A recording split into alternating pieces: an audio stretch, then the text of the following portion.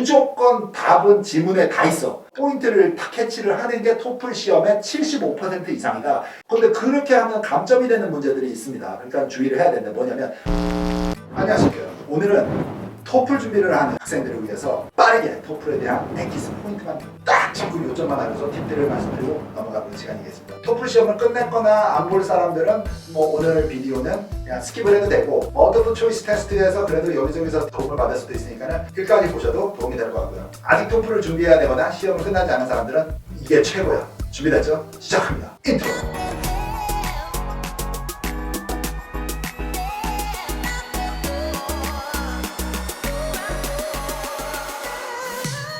자, 토플은 4개 섹션이니까는 하나씩 내려가자. 시험 보는 순서대로 그냥 내려갈게요. 그리고 이건 어디까지나 여기서 저희가 학생들과 수업을 하면서 나오는 팁들이니까 한두 개 제가 빼먹는 부분도 있고, 또 남들이 설명하는 것보다 한두 개 더 정확하게 꽂아 놓는 경우도 있으니까는 그냥 참고만 정도만 하시고 여러분들에게 어느 게 통할까 한번 연구를 해보시는 것도 좋을 것 같아요. 리딩부터 시작할게요. 대부분의 유학생들이 리딩을 푸는데 일단 시간에 쫓기지는 않아. 시간은 꽤 많이 줍니다, 시험에. 자, don't worry about the time. 자, 리딩을 푸는데 이건 SAT도 토플도 모든 리딩 패스지 풀 때 다 마찬가지야. 자, 지문을 다 읽고 문제를 하나씩 풀까? 아니면 문제를 먼저 보고 지문은 그냥 냅두고 넘어갈까?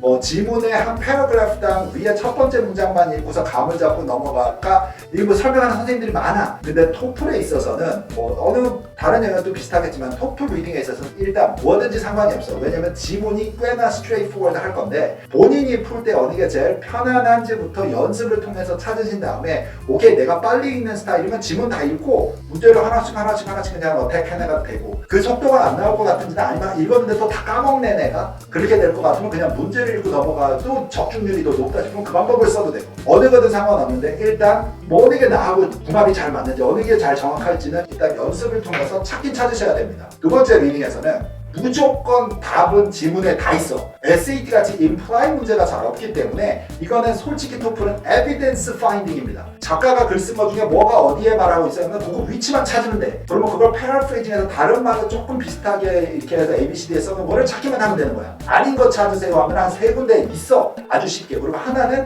반대말이 있거나 아예 멘션이 안 돼 있어. 그러니까 있기는 있어, 지문에. 여러분들이 시간을 들여서 열나 지긋지긋하게 싸워가지고 답을 찾기만 하면 되는 거야. 근데 슬쩍 보고 답이 없었던 것 같은데 하고 포기를 하지만 않으면 돼. 그런 문제는 없으니까 토플에는 무조건 지문에 답이 다 위치하고 있다. 꼭 기억하세요.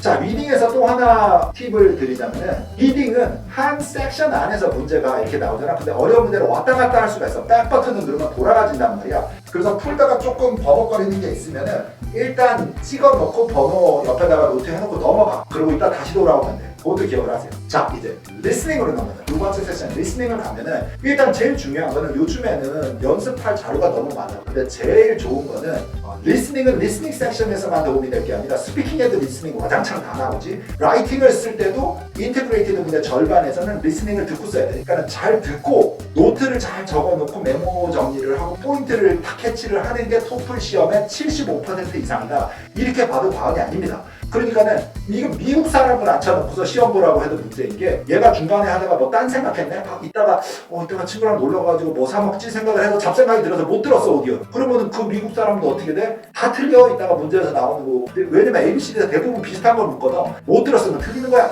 그러니까 이 집중력과 노트 테이킹이 시험의 75%를 나무네이탄다 라고 생각을 하시면 됩니다. 따라서 리스닝 연습을 해야 돼. 리스닝과 요점 정리, 노트를 잘 정리해 주는데, 그거의 좋은 프랙티스는 예를 들면 팟캐스트 같은 것들을 들어가서 여러분들이 들었으면 좋겠어. 나는 뭐 아이튠즈에도 막 진짜 널려 있고, 관심 분야가 엔터테인먼트인지 뭐 아니면 영화인지 스포츠인지 아니면 사이언스인지 아니면 랭귀지인지, 어떤 에어리어가 시사 저널이든 뭐가 됐든 상관없어. 거기 카테고리를 검색을 해서, 예를 들면 유튜브에서 저같이 이렇게 비디오들을 올리는 사람들처럼 팟캐스트 방송 중에 여러분들 관심이 있는 거여야 돼. 를 정기적으로 시청해서 들어. 팟캐스트는 유튜브랑 다른 게 비디오가 없네. 그러니까는 정말로 오디오만 듣고 이어폰 꽂아서 듣던지, 오디오만 듣고 내용을 알아듣는 연습이 잘 되니까. 근데 내가 관심 있는 분야니까 대화를 하는 그 대화체도 있고, 혼자서 떠드는 이런 강의 형식도 있거나, 그러니까 여러분들이 그거를 들어보면 프랙티스가 충분히 된다. 근데 언제 하냐, 어떻게 하냐? You do it every day.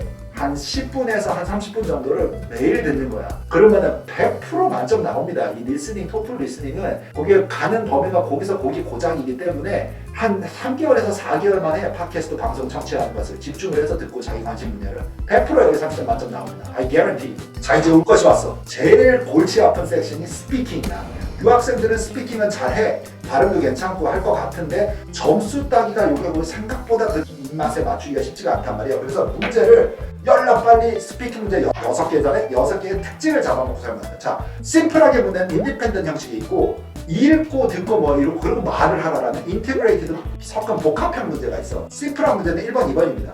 너 무슨 색깔 좋아해? 왜? 설명해.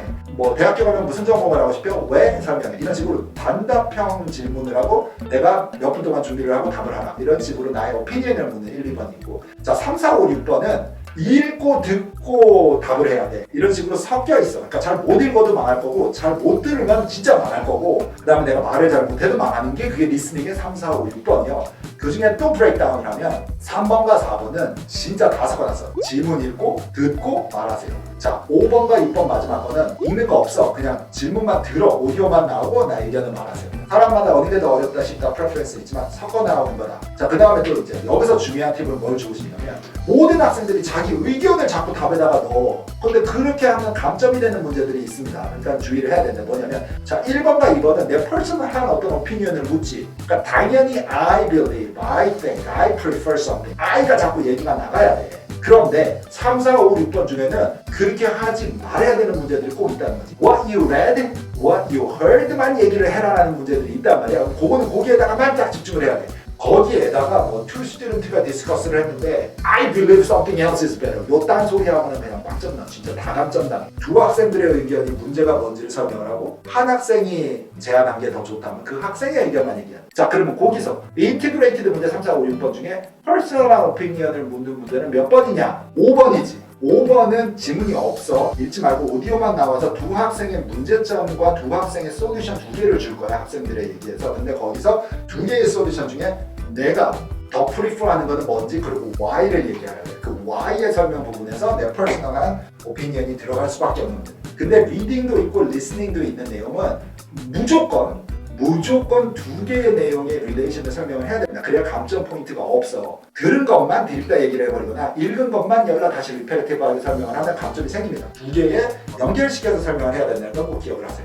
자, 라이팅은 조금 더 심플하다. 근데 라이팅도 2개의 문제로 나뉘죠. 첫 번째는 인테그레이티드 에세이, 그 다음에 인디펜던트 에세이 2개는. 자, 인디펜던트 에세이는 쉬워. 그냥 나의 퍼스널한 오피니언과 테이스트를 물어. 그런데 거기서 중요한 프롬프트를 읽으면 중요한 부분은 뭐라고 써있냐면 example를 서포트 하라고 써있어.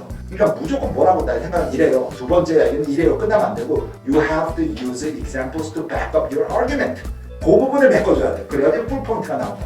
자, 인테그레이티드 문제는 이게 골치 아프지. 뭐냐면 못 읽고 못 들었으면 망해. 이게 그냥 말만 열라 발음이 좋다라고 되는 건 아니야. 그치? 그래서 아까 스피킹에서 몇 번하고 제일 흡사하냐면 4번 문제하고 제일 흡사하지. 조그만 피스의 어떤 글을 읽었어, 아티클을. 그 다음에 어떤 렉처를 들었어. 그리고 둘의 관계를 설명해. 그래서 쓰기만 하면 돼. 아까 말한 것을.